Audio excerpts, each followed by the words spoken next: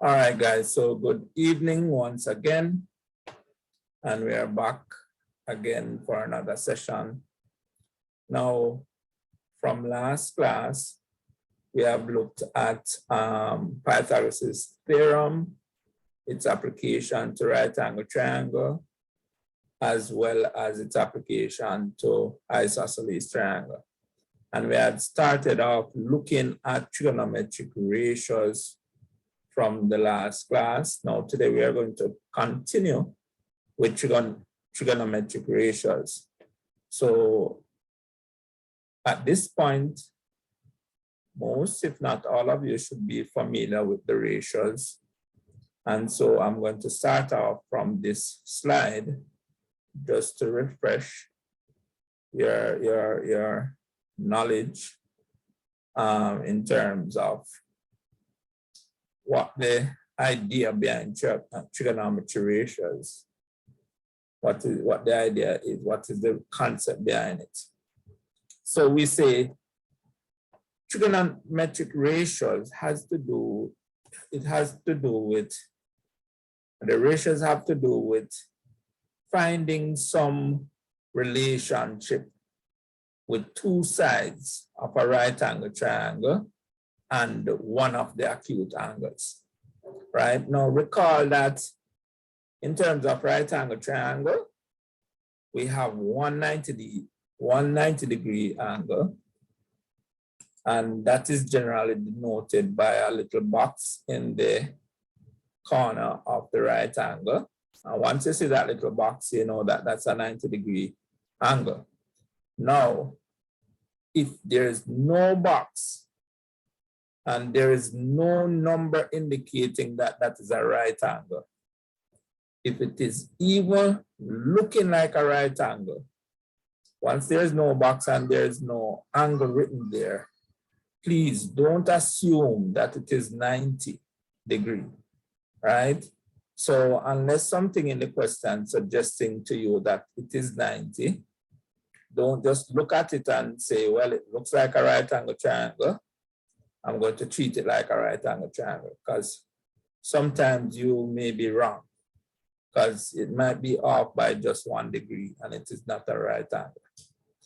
All right, so that's something to bear in mind.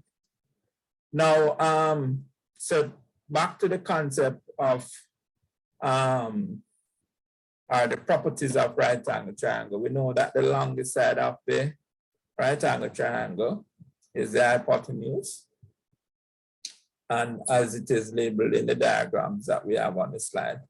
So we refer to a side which is opposite and a side which is adjacent. Now, it is important to note that opposites and adjacent has to be related to one of the acute angles. So we have two acute angles in the right angle triangle. For this diagram, the acute angles will be forming at the vertex A and the vertex B. Now, these two triangles are actually a mirror image of each other. In other words, they are actually the same triangle, but each of them is somewhat in relation to, one is in relation to the right, to the acute angle A, and the other is in relation to the acute angle B. So we kind of draw two separate triangles just for emphasis of where the acute angles would be. But if we're just using one of the triangle, we know that the angle B would be this angle up here, and this would also be an acute angle. Now, one of the things that you have to remember about acute angles, they are angles measuring less than 90 degrees, right? Now, the total of all the angles in a right angle triangle, total the sum of the interior angles. So one of the angles is already 90. And the other two angles, when you add it to that 90, you should get a sum of 180 degrees. So all the angles inside of a triangle add up to give you 180 degrees. So that is something that you should bear in mind in terms of properties. All right, so when we talk about opposite and adjacent now, as I mentioned before, you have to relate it to one of the acute angles.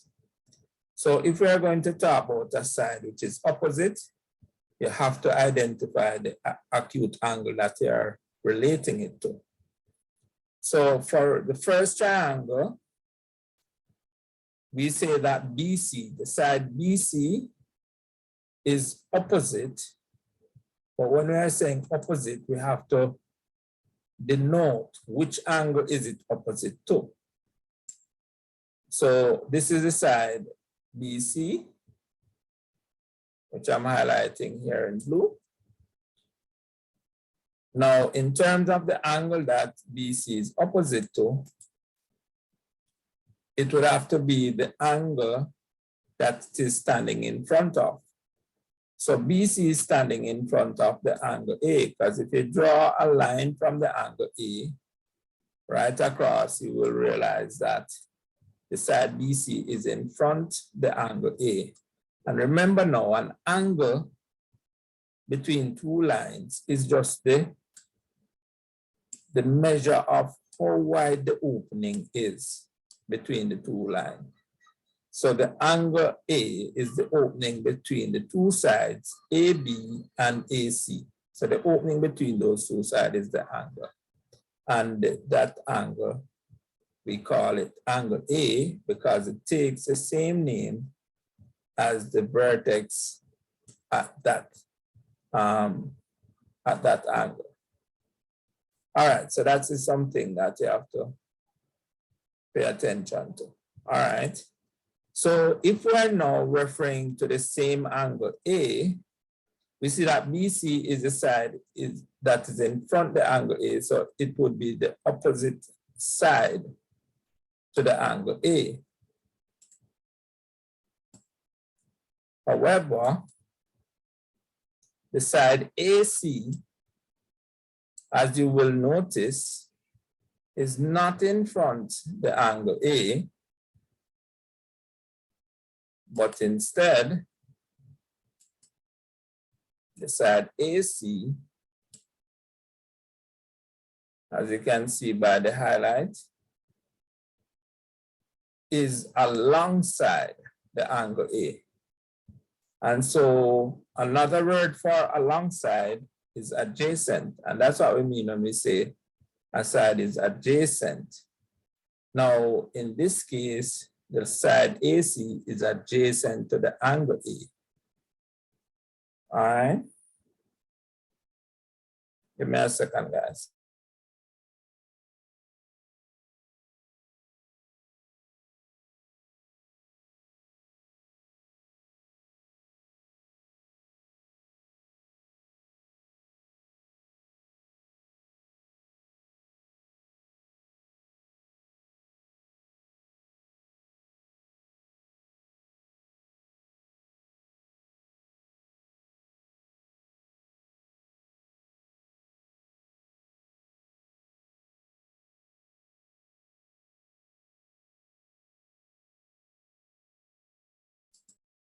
All right, sorry about that, guys. So we're saying the side AC is alongside the angle A. And so we refer to that side as being adjacent to the angle A.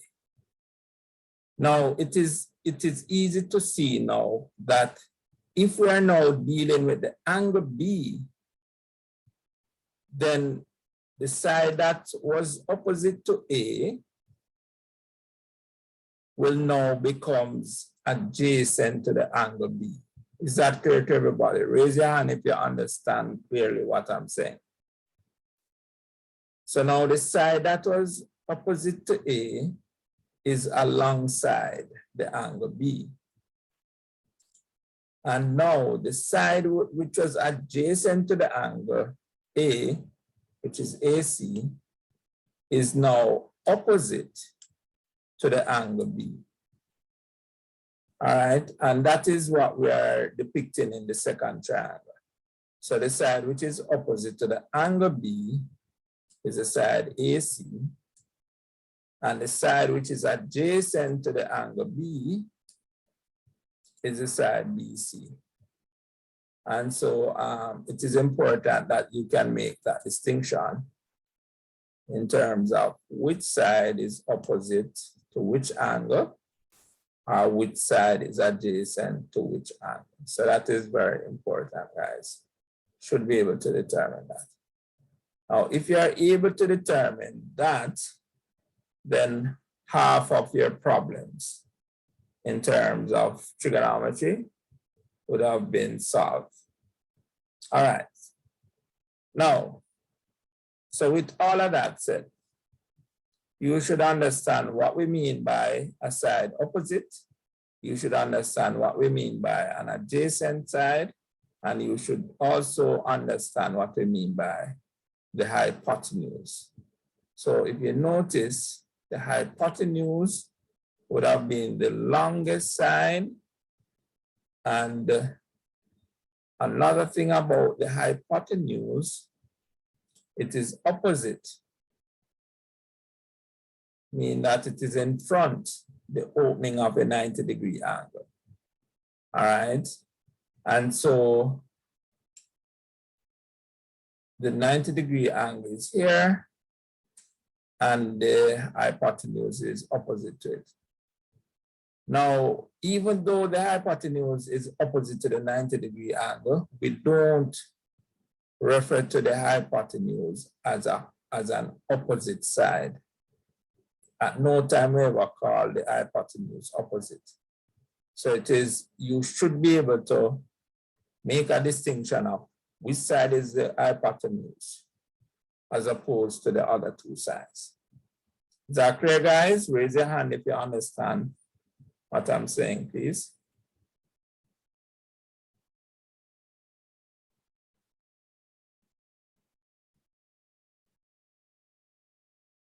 Does only one person understand? Is there anything that you'd like me to go over or clarify?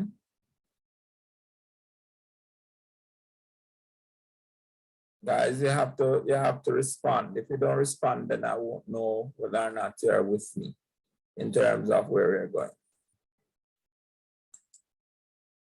All right. So moving on then. Now we define some ratios, some trigonometric ratios based on the right angle triangle from last week. Now, these are the ratios that we have defined. And remember, we say that a ratio has to do with the comparison between two or more sizes. And in this case, we are really referring to two or more sides of the triangle. Now, the ratio that compares the side of the opposite, the ratio that compares the side of the opposite to the hypotenuse, because remember, even though this is written in a fractional form, it is also a ratio, because we can write it as opposite with the colon, and we can write it. So this would be the opposite in ratio with the hypotenuse. All right, so with that said, the ratio that compares the opposite to the hypotenuse, we refer to that ratio as the sine ratio.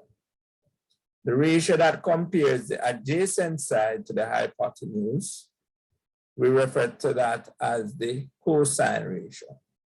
The ratio that compares the opposite to the adjacent, we refer to that as a tangent ratio. Now, as I mentioned before, the ratio has to be related to an angle. So this angle that we have here should be right here. This theta should be right here in this triangle, and it should tell you what this angle is.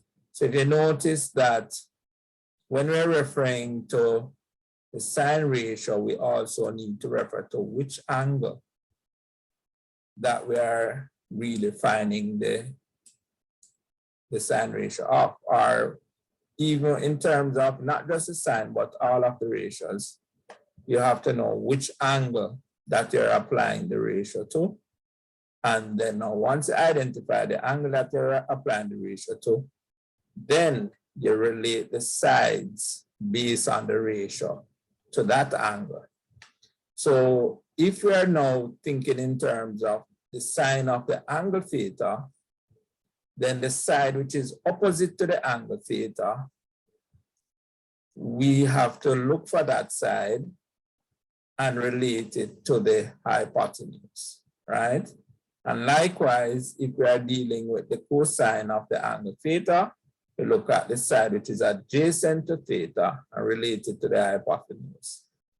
And likewise with the tangent of theta, we look for the side opposite to the angle theta and relate it to the adjacent side of theta. And that's how we apply these ratios.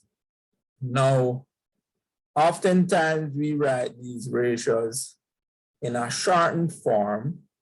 So sine is often written as SIN, which is sin, shortened for sine, and cosine is often written as cos, COS, which is a shortened for cosine, and tangent is often written in the shortened form as tan. So we have these mnemonics, are these abbreviations that we use to remember the ratios, because sometimes students often confuse the ratios. So in order to remember them, we come up with these abbreviations, which really are taken from the ratios themselves.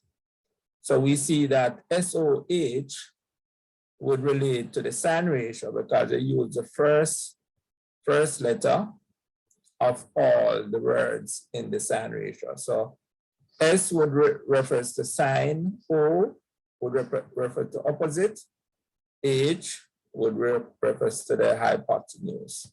And for the cosine, we'd use cos for cosine and A for adjacent, H for hypotenuse. For the tan, we use T for tan, O for opposite, and A for adjacent. Now, if you can remember these abbreviations, then it is likely that you will remember what the ratios are. So to kind of make it, to kind of make a worded form of these abbreviation, we just say SOHCAHTOA. So in other words, the SOH is the SO, the CAH is the CA, and the TOA is the tower. So if you can remember SOHCAHTOA, then those would be the abbreviation for the trig ratios. And so that's just a means of you remembering these ratios, all right? There are other means that you can use to remember the ratios, but I'm only familiar with two. The other one is you make a sentence based on the ratios. So we would have some officers have Curly Auburn here till old age. So you can use that sentence as well to remember the ratios if you are able to remember the sentence. All right. So if there are books and maybe other persons know other means of remembering the ratio. So if you come across any other means, feel free to use whatever you're comfortable with in order to recall the ratios. All right, guys? All right, so looking at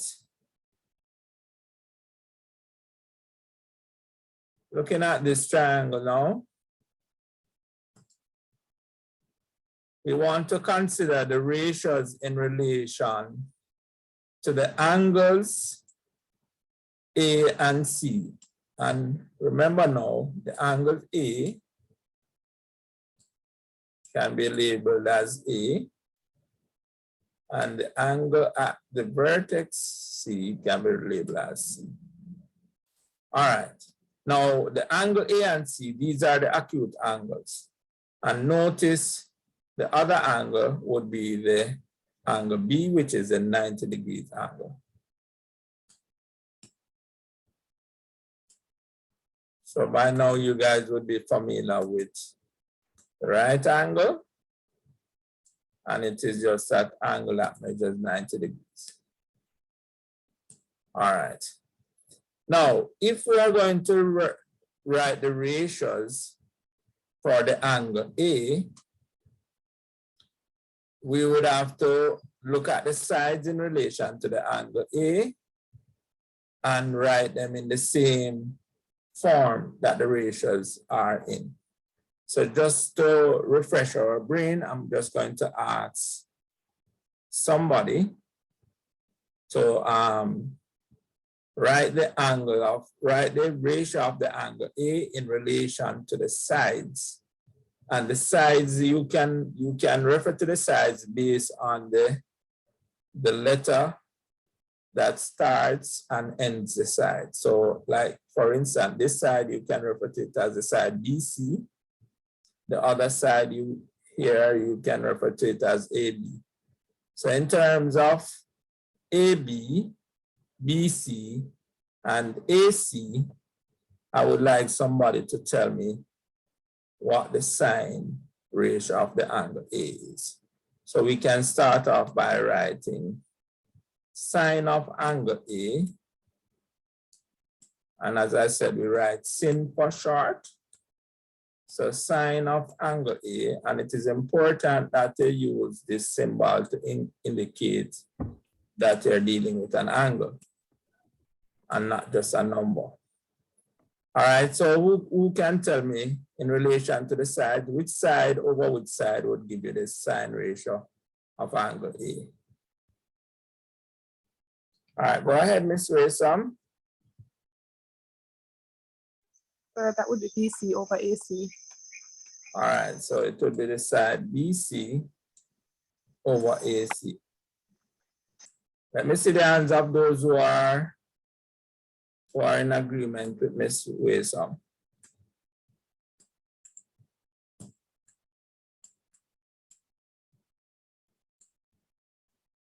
Guys, who else is in agreement? Dorothy? Anybody else? All right. Now, we want to look for the same angle A. We want to find the cosine of the angle A. I want someone else apart from Ms. Raysom to tell me what the cosine of angle A is in relation to the sides. Who wants to go?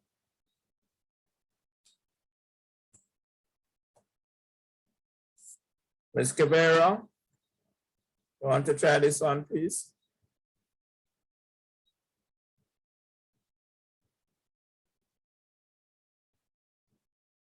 Are you there, Ms. Cabrera? Are you hearing me? Sir, AB plus AC. So the cosine would be? AB plus AC. You have to think about Over. Okay, so it's the side AB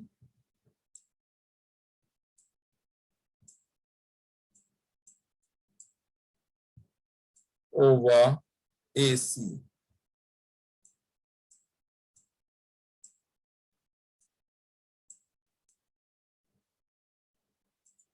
Anybody agrees with Ms. Cabrera? Okay. Can you raise your hand?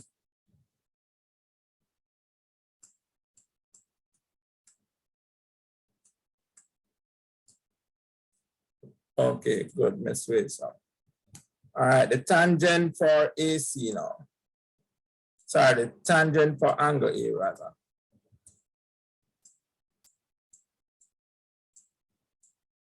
Who's going to try this one?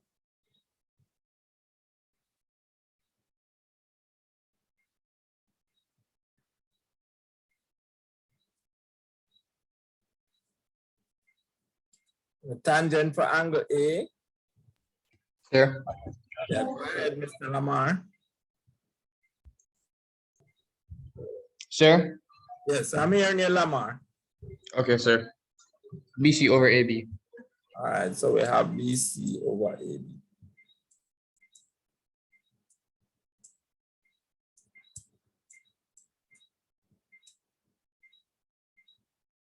All right, so I'm hoping that everybody will be comfortable with this. Miss Brown, would you like to do now? Sir, I was saying if you could just go over this because I came late because my Zoom was giving problems. If you could just explain over because I don't understand what's going on. Okay. All right. So, all right. Before I go walk you through what we are doing, Miss Brown, I'm just going to continue to do the ratios for angle C, and after that, I'll go back to and explain for you. So I'm going to ask the others to just participate in finding the ratios for the angle C, and we're going to start off with the sine ratio. So the sine of angle C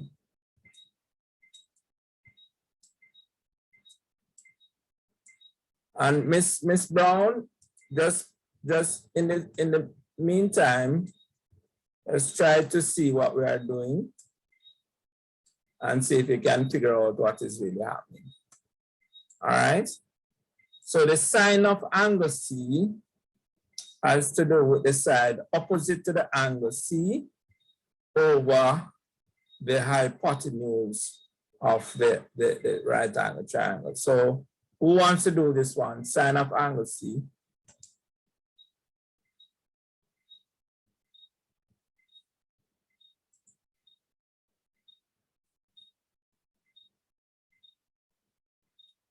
Mr. Adams? Mr. Adams?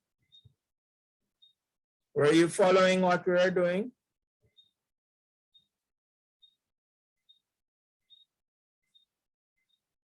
All right, Ms. Wilson, would you like to help us out? Because nobody else is responding.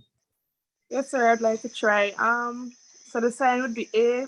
Hold on, sir, again. For angle C, right? Yes. So that would be AB over AC. All right, AB over AC. Now I'm going to ask you a favor, Ms. Wilson. Now I want you to say why you choose AB over AC. So All right, that, sir. so that we So can Ms. Brown to understand what we are doing. All right, sir. So we're finding the sine, and the sine rule is opposite over hypotenuse, right? Correct. That's the sign that we're. Ms. Wilson, correct. Yes, sir. We don't refer to this as sine rule because there's actually a rule that is Okay. so we call this a sine ratio.